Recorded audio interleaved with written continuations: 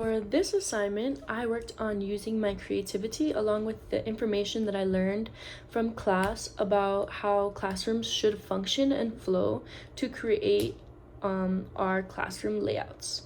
To start off, I wanted to make note that my standards and my plan for my future practice is to teach younger grades, and so I've aimed this lesson plan and layout for a second grade classroom.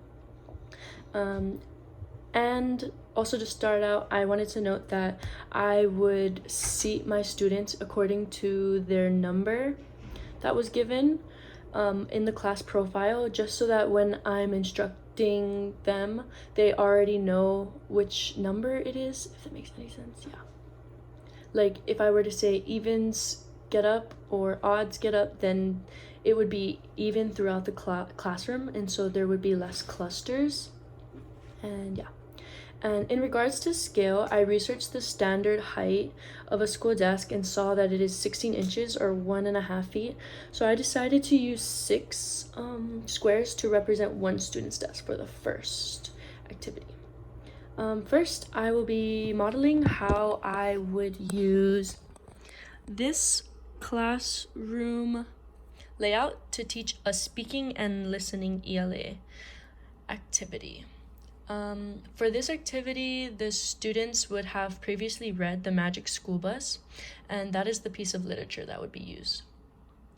The standard is 2 speaking and listening 4, which states, tell a story or recount an experience with appropriate facts and relevant descriptive details, speaking audibly in coherent sentences.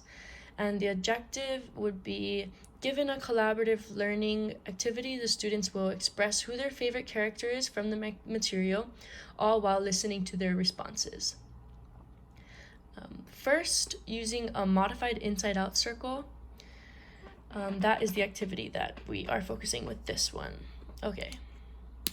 So given that the students will have already read the book, I would start off by putting visuals of the characters on the board to remind them of the different characters that they can pick them, and I would also give them 1 minute to think of their favorite character and what makes them their favorite character. And then I would begin to instruct them. So, with the person seated across from you, you are going to both discuss who your favorite characters and why. Then when I say switch, if you are an odd number, you will get up from your seat and rotate 1 seat to the left of you. Then I would also ask them, raise your hand if you are an odd, and the odds would raise their hand. I would say, good. Again, odds, you are the only ones getting up and moving. And this activity will allow them to not only share their opinions with their classmates, but it could give them information about other characters that they might not have thought of previously. I would maybe do 5 rounds of this depending on the time, and then instruct the students to go back to their desks. And I would monitor the time, how much time they need to discuss each round by the sound of the classroom. Like, if it is quiet, then I know they're done, and if they're still talking, then that means more time. Okay, to kind of draw what this would look like, you can see that the odds are all placed on this side of the table groups. And so, according to the instructions, if you are an odd number, you will be rotating 1 to the left. So this student would go here, and then this student would go here, and so forth, like this. And then for these students, the left of them would be this way, and so I would have them go all the way over here. Sorry, it's kind of difficult to record and do this. Okay, and so forth, keep going.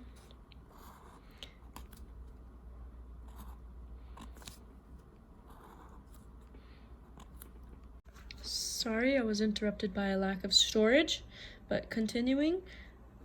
The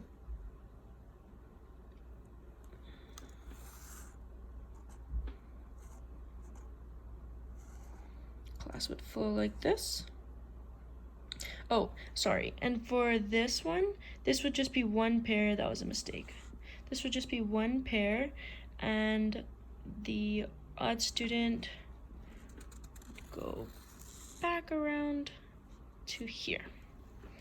I would have the students do this maybe 5 rounds depending on the time, and then instruct the students to go back to their seats.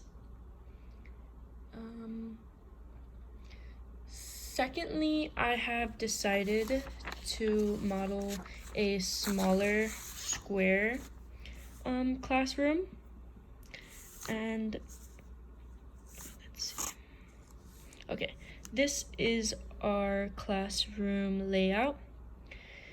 So in my practicum, I thought that it was neat how some rooms, like for this one, the door is here and the board is this way and the class's orientation is facing that way mostly.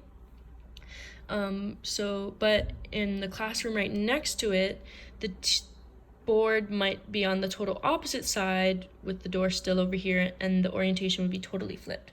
And so that's what I wanted to model here, if the door were on a different side and the board was on a different wall. And so that's the difference that I changed. And this is a square and it's much smaller than that layout.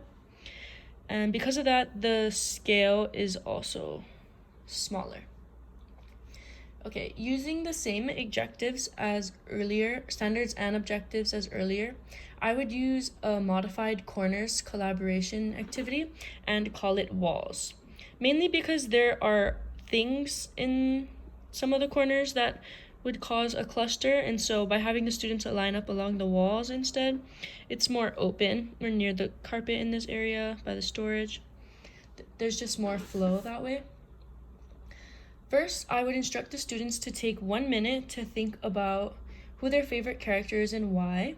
I would also have pre-made photos of each character printed out and posted on each wall of the classroom.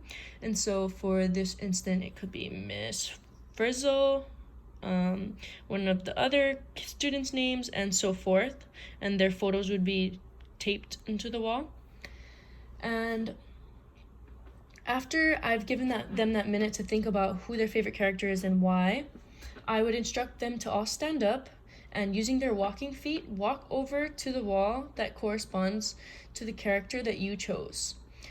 So once all the groups are standing, I will allow all of the students 1 minute to discuss, or all of the groups at each wall to discuss why they think their character is better than the other ones. Oh, also they would be in pairs. So at the wall, they would find a partner or a pair to discuss with why they think their character is better, and giving that reasoning. And then once I instruct them to go back to their table groups, the table groups should be made up of different characters that were chosen depending on which wall they chose. So that could even transition into a jigsaw discussion some sort. And yeah, all in all, oh yeah, I have to draw it. Okay, so I would instruct them, if their favorite character is here, to all go that way. Maybe this favorite character's wall is that way. And this one's this way. This one this way. Honestly, it's pretty random depending on what the students pick. So there will be lots of moving going around. This one could go here, this one could go there. This one could go here. This one could go here. And yeah, just a bunch of randomness depending on which character they picked. Often there is a common favorite character. Say this one was a very popular character, there would be lots of students rushing over to get over here. And so that could also be something to keep in mind, just depending on what characters you put where. So maybe I would want to put a popular character over here because there's more space here, and maybe a villain that nobody typically would pick over here, so then less students would be crowded over here. All in all, I feel like I learned a lot from this activity, and this learning experience might have been my favorite so far. And thank you. Oh, I guess I should go over it. Okay, so here's the projector board. And then here's all the students' tables. 30 students. The mobile computers.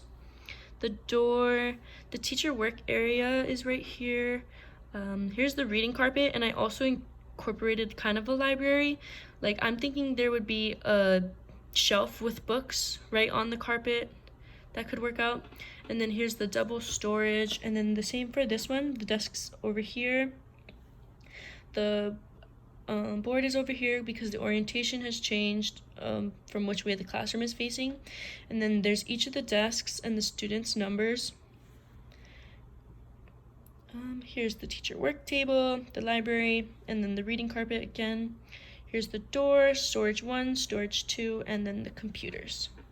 Thank you.